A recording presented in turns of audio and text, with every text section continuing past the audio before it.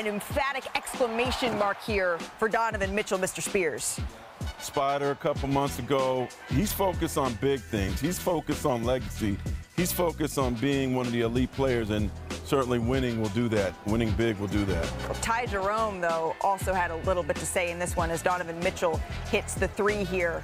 Ty Jerome carving through the defense and he's had flexing on him. He's had a very interesting resurgence of a career from journeyman to solidifying that Cavaliers bench. Maybe he should have been most improved candidate. He opened up the fourth quarter mark on fire, scored or assisted on 24 straight points. Jerome is in the house. That's what he's letting the crowd know here. And then 2:10 to go, the Cavaliers up 16. Loose ball, Darius Garland buries the straight on three. The Cavaliers roll in this one. Well, damn sure it look like. Solid, yeah. Solid. Yeah, solid game one. Yeah. We can really reevaluate after the series. Donovan, would you like to? Solid. It's the humility for me. Jerome's 28 points are the third most in a player's playoff debut in Cavaliers history, behind only the 32 points LeBron scored in 06 and Kyrie Irving's 30 in 2015. By the way, we'll find out who wins Sixth Man of the Year tonight. Onward to the 4-seed Pacers hosting the 5-seed Milwaukee Bucks on Saturday. Damian Lillard did not play in this game, but he has been upgraded to questionable for Game 2 here. Love to hear it, but Giannis Antetokounmpo was trying to hold things down. He had 36 points, and they realized this was a pick-your-poison matchup. Let's let Giannis score and stop everybody else. Yeah, that was their plan. We're going to head to the second here. 9:50 to go. He doesn't like spicy food, but he likes spicy jumpers. He does. He's a monster in the mid-range. The Pacers, it feels like March, April. That's when they thrive. Going ahead to the fourth quarter here, Shanae. Tyrese Halliburton drives inside, fouled by Antetokounmpo here. They exchange words, but the Pacers go on to win and take a 1-0 lead in this series. And it's now time for our chill performance, brought to you by Coors Light and also by Derek White. The reigning champs, they opened up against Orlando. Derek White led the way, 30 points, shooting 7 for 12 from 3. It was the third time he's dropped 30 in a playoff game. Boston is now 14-1 in the playoffs when White hits at least 4 threes. The Celtics get the win in this one, 103-86. Now, Mark Spears, you were in the building for this game, and the biggest concern coming out of this one was Jason Tatum, right? We saw him messing with his wrist on the bench after the game. He went and got X-rays. We saw him in the hallway headed back to the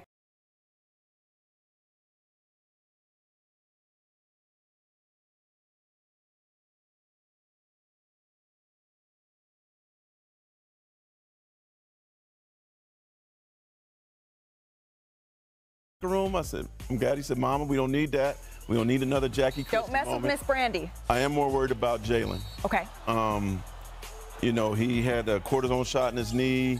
He didn't want to talk about it before the series. Keep an eye on that. They've got a long way to go, and that's a tough injury to have. Yeah, he said he's been playing through that knee bruise, and he kept deflecting and saying he's fine. He knows this is the postseason, but we will certainly keep an eye on that. All right, let's go to the other side of this. The Celtics, they have 18 titles. They haven't repeated since 1969. Before we move on to the Magic, you spoke to Tatum about that this weekend. What did you learn?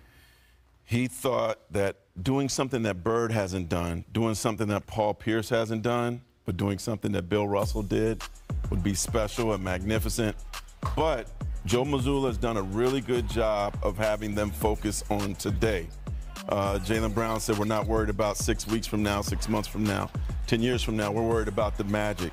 So Joe is doing a fantastic job keeping them focused on what's at hand, beating the Magic, and worrying about history later. Yeah, and then on the Magic side of things, it feels like they just need a little bit more offense. They need to find something outside of Franz Wagner, and Paolo Banchero will certainly be. Some three-point shooting would help, but they've struggled with that throughout the regular season. All right, coming up here on NBA Today, the Lakers, they took a tough loss in Game 1, but find out why. Perk, you think there may be in danger of a sweep here? All right, we got to stick around to hear what he's thinking about that. And the Mavericks general manager, Nico Harrison, faced some tough questions today from reporters and exit interviews. Hear from him before Bobby Marks lays out Dallas's offseason decisions. Plus, Steph put on a show last night, but will he be able to keep up the pace against a daunting Rockets defense? That's next on NBA Today.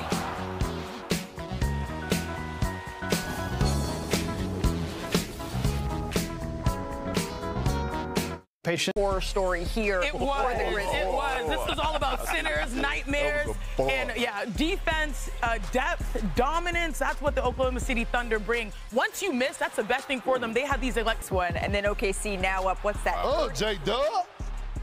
You'd said Jalen Williams could be the most important player in this postseason here for OKC on a night when SGA struggled a little bit, his lowest scoring output. Even he is impressed here. And then SGA finding his groove a little bit. Yeah, right before the break, that's how you steal the momentum back. And their ability to play two bigs. We talk about the Cleveland Cavaliers, how that's their superpower. Well, you got to introduce them into the conversation as well. The Thunder absolutely rolled in this one. 51-point win.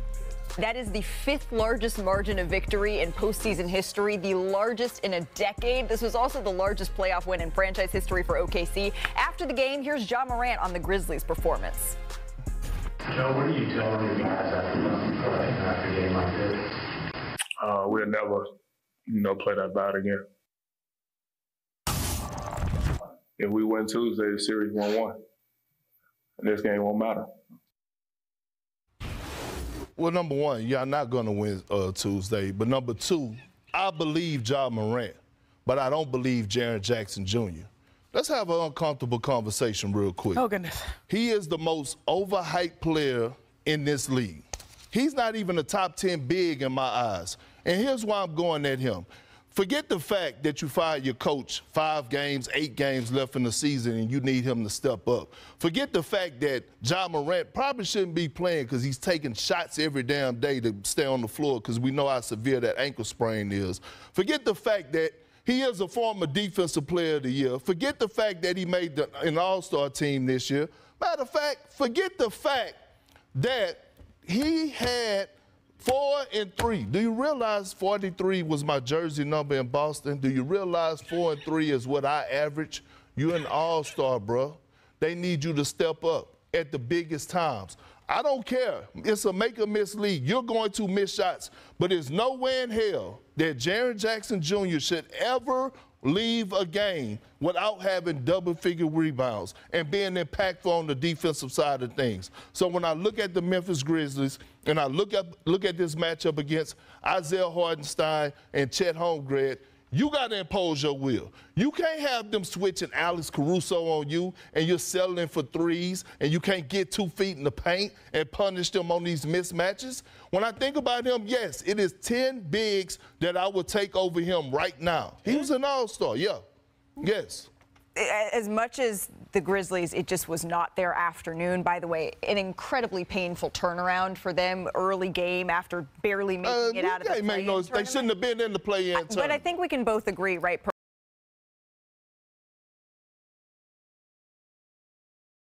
This is much more about what the Thunder did than what the Grizzlies didn't do. So what kind of a statement did the Thunder make in this one, Mark? As cold as Jaren was, you know what was hot? The torture chamber. The torture chamber was really sauna-like. And Ja Morant, you didn't speak on Ja Morant. Lou Dort held him to 1 of 6 shooting. Lou Dort had 3 steals. Caruso had 3 steals as well. The Thunder also had 3 guys with 2 blocks. Defensively, they're incredible. But they call Lou Dort DPOY. They believe he should be the defensive player of the year. I voted for him. He wasn't even a finalist, so you know he's a little upset. He's a little mad. He's not even made All-NBA first or second team defense. I think that changes. But they heated up the torture chamber, and it's going to be a problem for Morant and everybody else going forward. But that's why I love series. It allows players the opportunity to respond. Perk, what you trying to, No, I was just I'm coming back at you with Jaren Jackson Jr. He still had a decent year.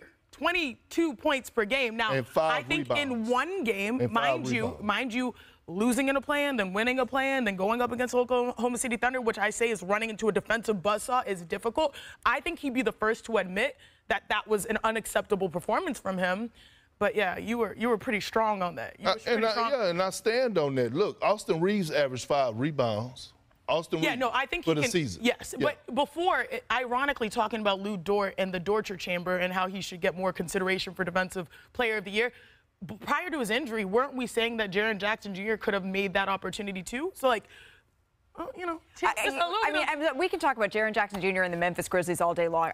I am walking away from that game saying, oh, crap, anything that was scoring put of the entire season, and they still roll by 51 points. Coming up here on NBA Today, the Lakers, they look for answers after a physical Game 1 from the Timberwolves. What Los Angeles needs to adjust heading in to Game 2. That's ahead. Plus, the aftershocks of the Luka trade, they're still being felt. Hear from Nico Harrison as Dallas holds exit interviews. Bobby Marks, he lays out the